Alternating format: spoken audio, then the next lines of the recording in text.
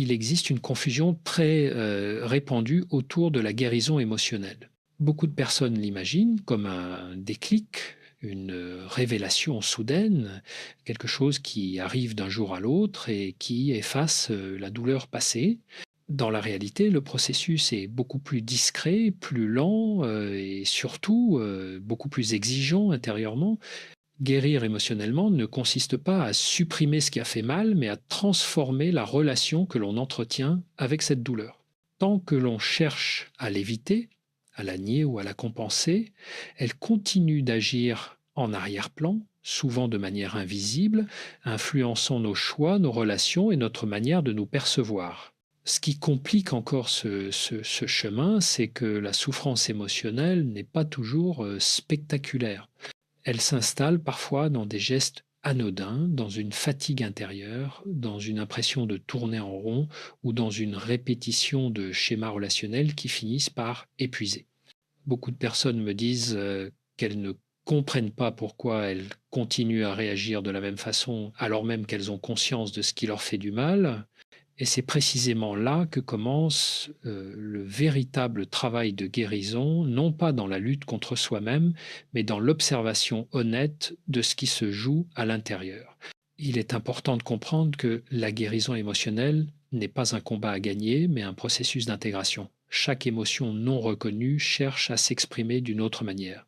Ce que l'on refoule ne disparaît pas, cela se transforme en tension, en irritabilité, en anxiété diffuse ou en comportement d'évitement. Le corps et l'esprit fonctionnent comme un système cohérent et lorsque l'un est négligé, l'autre finit toujours par envoyer des signaux. Apprendre à écouter ces signaux sans jugement est souvent le premier pas, même si ce pas est inconfortable. Beaucoup pensent que se confronter à ces émotions signifie replonger dans la douleur, alors qu'en réalité, il s'agit surtout de lui donner un espace sécurisé pour exister sans prendre toute la place. La guérison commence lorsque l'on cesse de se demander comment ne plus ressentir et que l'on commence à se demander comment ressentir sans se perdre. C'est une différence fondamentale. Elle marque le passage d'une logique de contrôle à une logique de compréhension beaucoup plus stable à long terme. Eh bien, ce chemin demande du temps et c'est souvent ce qui décourage. Dans une société qui valorise la rapidité et les solutions immédiates, accepter un processus lent peut être vécu comme un échec. Pourtant, c'est précisément cette lenteur qui permet une transformation profonde. Chaque prise de conscience, même minime, crée un léger déplacement intérieur. Accumulés, ces déplacements finissent par modifier durablement la manière dont on réagit aux événements et aux autres. La guérison émotionnelle n'est donc pas un point d'arrivée, mais une manière différente d'habiter sa propre vie. L'un des malentendus les plus fréquents autour de la guérison émotionnelle concerne l'idée de lâcher prise. Beaucoup l'interprètent comme une injonction à oublier, à passer à autre chose rapidement, presque comme une forme de détachement forcé. En réalité, le lâcher-prise n'est pas une fuite vers l'avant, c'est un mouvement intérieur beaucoup plus subtil. Il commence lorsque l'on accepte de regarder ce qui fait mal sans chercher immédiatement à le réparer.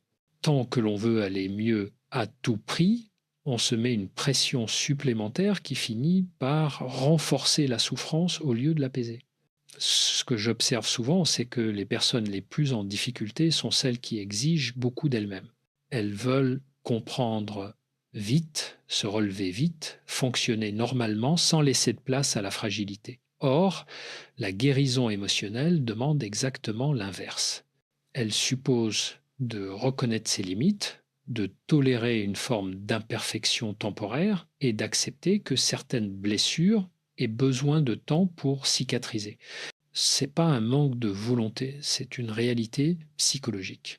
Il existe aussi une confusion entre douleur et souffrance. La douleur est inévitable dans certaines expériences de vie comme les ruptures, les pertes ou les désillusions profondes. La souffrance, elle, apparaît lorsque l'on résiste à cette douleur, lorsqu'on la juge inacceptable ou lorsqu'on s'accroche à l'idée que les choses auraient dû être différentes. Comprendre cette distinction change radicalement la manière d'aborder le processus de guérison. On ne cherche plus à supprimer la douleur, mais à réduire la lutte intérieure qu'elle provoque. Dans ce contexte, la guérison émotionnelle passe souvent par un réajustement du regard que l'on porte sur soi. Beaucoup de personnes interprètent leurs réactions émotionnelles comme des faiblesses alors qu'elles sont avant tout des signaux. Un attachement excessif, une peur de l'abandon ou une difficulté à poser des limites ne sont pas des défauts moraux, mais des stratégies de survie qui ont eu un sens à un moment donné. Les comprendre permet de les transformer plutôt que de les combattre. Ce travail de compréhension demande de la patience et une certaine douceur envers soi-même. Il ne s'agit pas de s'analyser en permanence, mais de développer une présence attentive à ce qui se passe intérieurement, et cette présence crée un espace entre l'émotion et la réaction automatique. Et dans cet espace, quelque chose de nouveau devient possible. On cesse de subir ses émotions pour commencer à dialoguer avec elles, ce qui constitue une étape essentielle dans toute guérison émotionnelle durable. Un autre aspect fondamental de la guérison émotionnelle concerne la relation que l'on entretient avec ses pensées. Beaucoup de personnes pensent souffrir à cause de ce qu'elles ressentent, alors qu'en réalité, une grande partie de leur mal-être provient de l'interprétation constante qu'elles font de leurs émotions. Une émotion en elle-même est un phénomène passager. Ce sont les récits que l'on construit autour d'elle qui la rendent lourde et persistante. Lorsque l'on se répète intérieurement que l'on est trop sensible, trop dépendant ou incapable de changer, on renforce une identité de souffrance qui freine toute évolution. Dans ce processus, l'esprit a tendance à chercher des coupables ou des explications définitives. On analyse le passé, on rejoue les scènes, on se demande ce que l'on aurait dû dire ou faire autrement. Ce mouvement est compréhensible, mais il enferme souvent dans une rumination qui empêche d'avancer. La guérison émotionnelle ne consiste pas à tout comprendre parfaitement, mais à reconnaître le moment où comprendre davantage n'apporte plus de soulagement. À partir de là, le travail change de nature. Il ne s'agit plus d'expliquer, mais d'apprendre à vivre avec une part d'incertitude. Beaucoup découvrent alors une difficulté plus profonde, celle d'accepter que certaines blessures ne disparaissent jamais complètement. Elles s'atténuent, se transforment, mais laissent parfois une trace sensible. Cela peut être vécu comme une injustice, surtout lorsque l'on a beaucoup travaillé sur soi. Pourtant, cette trace n'est pas un échec. Elle devient souvent un point d'ancrage, une source de discernement et de maturité émotionnelle. Ce sont souvent les personnes qui ont traversé des blessures reconnues et intégrées qui développent une plus grande capacité d'empathie et de compréhension des autres. Un élément clé du processus réside dans la manière dont on se parle intérieurement. Le dialogue intérieur peut être un facteur de guérison ou au contraire un amplificateur de souffrance. Lorsqu'il est dur, exigeant ou culpabilisant, il maintient un état de tension permanente. Apprendre à remplacer ce discours par une parole intérieure plus juste et plus nuancée n'est pas un exercice de pensée positive, mais un acte de réalisme psychologique. Il s'agit de reconnaître ce qui est difficile sans se condamner pour autant. Ce changement de posture intérieure modifie progressivement la relation aux émotions. Celles-ci cessent d'être perçues comme des ennemis à combattre et deviennent des indicateurs précieux.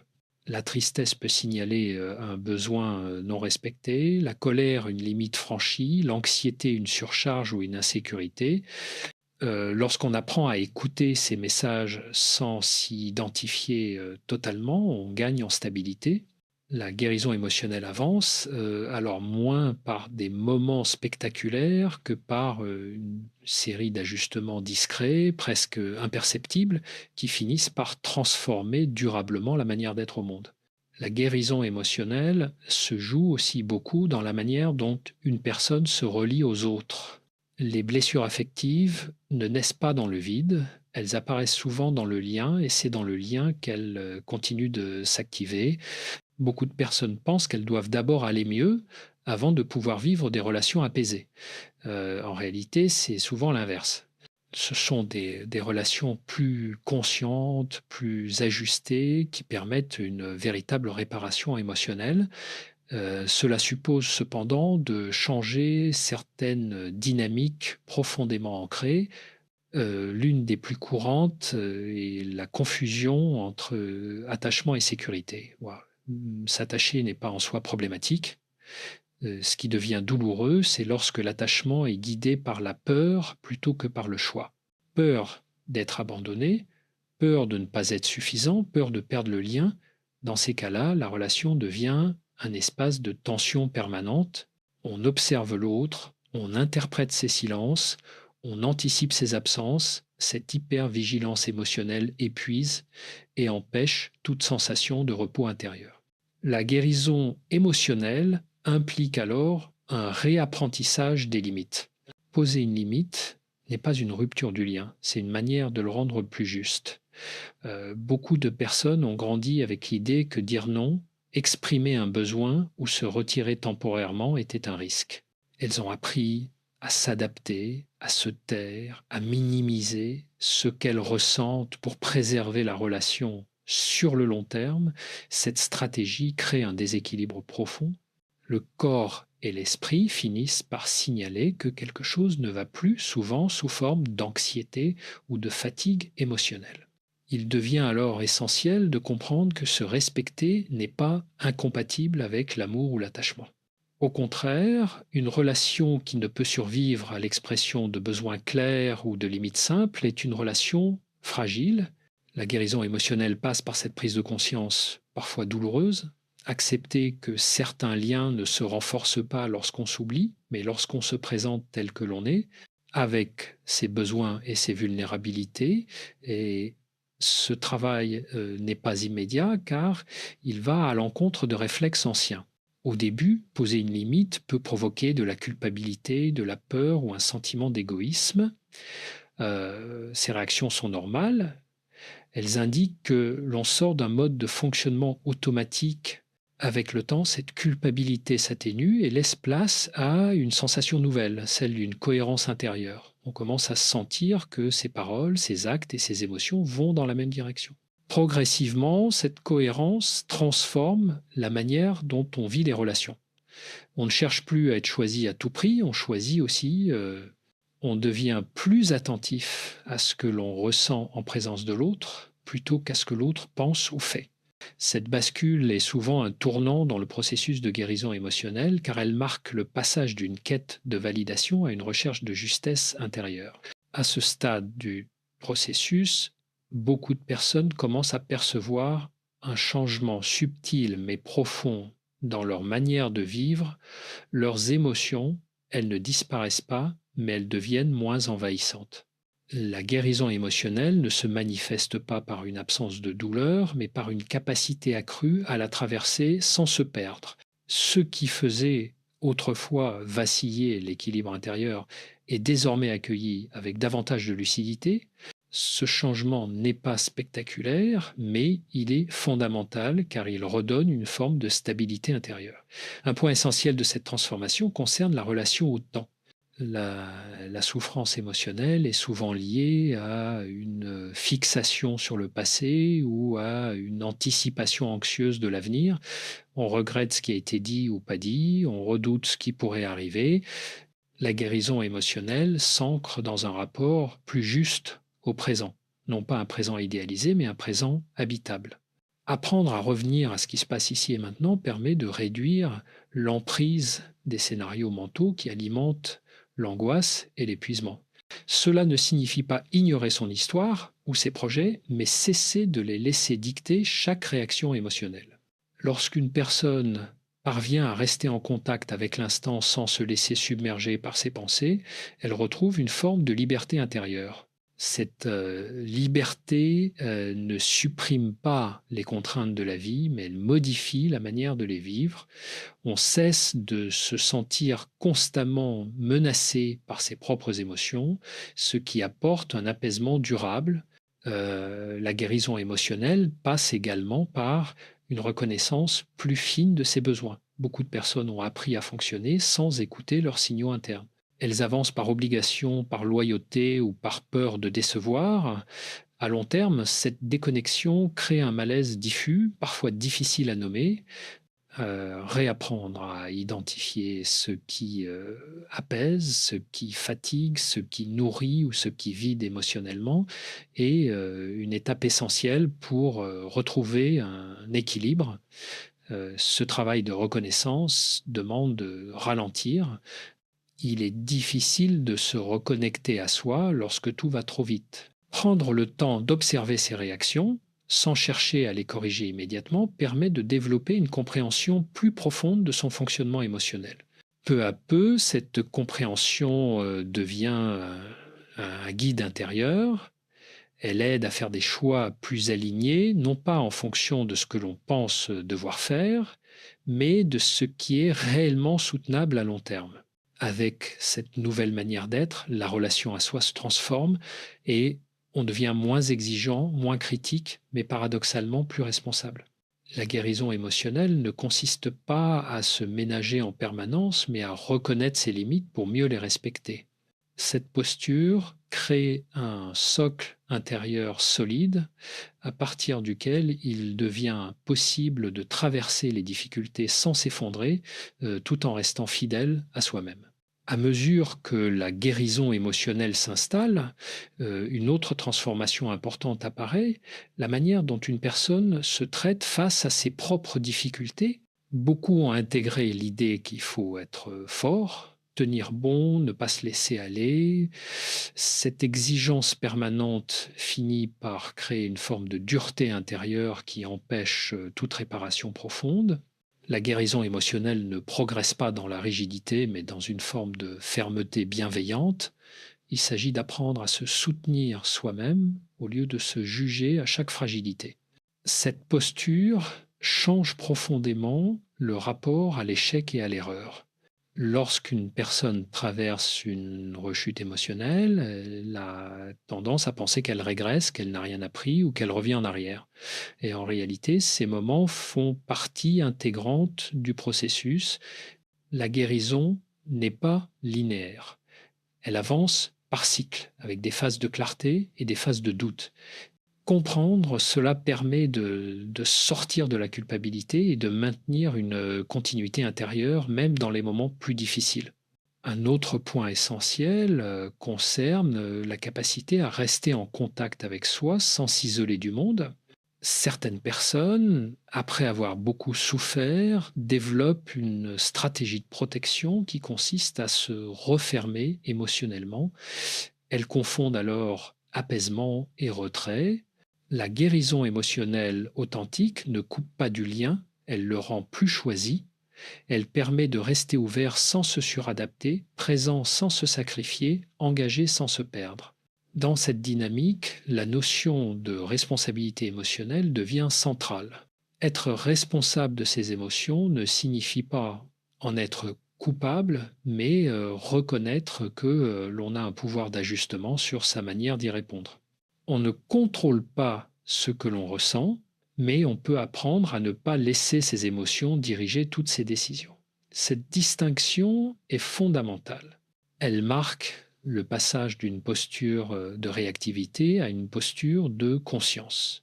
Au fil du temps, cette conscience s'intègre dans le quotidien. Elle se manifeste dans des choix simples, dire non sans se justifier excessivement, prendre du recul avant de répondre, accepter de ne pas tout régler immédiatement. Ces micro-ajustements, répétés jour après jour, créent une stabilité émotionnelle qui ne dépend plus uniquement des circonstances extérieures. La guérison devient alors moins une quête qu'un mode de fonctionnement intérieur. C'est souvent à ce stade que l'on comprend que la guérison émotionnelle n'est pas une réparation ponctuelle, mais un apprentissage continu. Elle n'élimine pas la vulnérabilité, elle l'intègre et paradoxalement, c'est cette intégration qui rend une personne plus solide. Non pas parce qu'elle ne souffre plus, mais parce qu'elle sait désormais comment se soutenir lorsque la souffrance apparaît. À ce moment du parcours, beaucoup de personnes réalisent que la guérison émotionnelle a profondément modifié leur rapport au contrôle. Auparavant, une grande partie de leur énergie était consacrée à anticiper, à vérifier, à tenter de sécuriser les relations et les situations. Cette vigilance permanente donnait l'illusion de se protéger, alors qu'en réalité, elle alimentait l'anxiété peu à peu. En apprenant à se faire confiance, quelque chose se relâche. On comprend que vouloir tout maîtriser est souvent une réponse à la peur et non une preuve de maturité. Ce relâchement ne signifie pas abandonner toute prudence, mais accepter une part d'incertitude comme faisant partie de la vie. La guérison émotionnelle implique de reconnaître que certaines choses nous échappent, que les autres peuvent changer, que les liens peuvent évoluer. Cette acceptation est inconfortable au début, mais elle apporte un allègement profond. On cesse de lutter contre ce qui ne dépend pas de soi et on réoriente son énergie vers ce qui est réellement ajustable, ses choix, ses limites, sa manière d'habiter chaque situation. Un, un changement notable apparaît également dans la façon dont on interprète les réactions des autres. Là où l'on voyait auparavant des signes de rejet ou de désintérêt, on commence à percevoir des réalités plus nuancées. Cela ne conduit pas à tout excuser, mais à distinguer plus clairement ce qui relève de l'autre et ce qui nous appartient. Cette clarté protège de nombreuses projections et évite de retomber dans des schémas anciens où l'on se sent responsable de tout. La guérison émotionnelle se traduit alors par une présence plus stable dans les relations. On n'est plus constamment en train de se demander si l'on est assez, si l'on fait ce qu'il faut ou si l'on risque de perdre le lien. Cette sécurité intérieure permet une disponibilité différente, plus authentique. On écoute mieux, on parle plus justement, on tolère davantage les silences sans les remplir d'inquiétude. Cette qualité de présence transforme la nature même des échanges. Il devient aussi plus facile d'accepter la fin de certains liens sans y voir un échec personnel. Comprendre qu'une relation peut se terminer sans que cela remette en cause sa propre valeur est un signe de maturité émotionnelle. La guérison ne consiste pas à tout conserver, mais à reconnaître ce qui n'a plus sa place. Ce discernement évite de s'accrocher à des situations qui entretiennent la souffrance et permet d'ouvrir de l'espace pour des relations plus ajustées. À ce stade, la guérison émotionnelle commence à se manifester de manière tangible dans la vie quotidienne, non pas par une euphorie constante, mais par une sensation plus fréquente de justesse et de calme intérieur. Les tempêtes émotionnelles existent encore, mais elles sont moins déstabilisantes. On sait qu'elles passeront. Cette confiance nouvelle dans sa capacité à traverser devient l'un des acquis les plus précieux du processus. Ce que beaucoup découvrent à la fin de ce chemin, c'est que la guérison émotionnelle n'a pas transformé leur vie de manière spectaculaire, mais qu'elle a transformé leur manière de la vivre. Les événements extérieurs ne sont pas devenus plus simples, les relations ne sont pas devenues parfaites et les émotions difficiles n'ont pas disparu. Ce qui a changé en profondeur, c'est la relation à soi. Il y a désormais un socle intérieur plus stable, une capacité à rester présent sans se renier, même lorsque les choses ne se passent pas comme prévu. La guérison émotionnelle révèle alors quelque chose d'essentiel. La paix intérieure n'est pas l'absence de conflit ou de douleur, mais la fin de la guerre contre soi-même. Tant que l'on se reproche de ressentir, tant que l'on exige de soi une adaptation permanente ou une force constante, l'apaisement reste inaccessible. Lorsque cette exigence tombe, une forme de calme plus authentique peut s'installer, non pas un calme figé, mais un équilibre vivant, capable d'absorber les chocs sans se briser. À ce stade, les choix deviennent plus clairs. On cesse d'investir dans ce qui épuise, dans ce qui demande de se diminuer ou de se trahir, non par rejet ou par fermeture, mais par lucidité. La guérison émotionnelle affine le discernement. Elle permet de sentir parfois très rapidement ce qui est aligné et ce qui ne l'est pas. Cette clarté évite de nombreux compromis douloureux et protège l'énergie psychique sur le long terme. Une autre transformation profonde concerne la manière dont on envisage l'amour et les relations. On ne cherche plus à être complété, sauvé ou validé. On cherche à partager. Et cette différence est fondamentale. Elle change la dynamique des liens. On ne s'accroche plus par peur de perdre, on s'engage par désir d'être là. Cette posture rend les relations plus libres, plus sincères et paradoxalement plus solides, car elle ne repose plus sur la dépendance émotionnelle. La guérison émotionnelle enseigne aussi une forme de confiance tranquille. Confiance dans sa capacité à faire face, confiance dans le fait que ce qui doit rester restera et que ce qui part laissera derrière lui un espace nécessaire. Cette confiance n'est pas naïve.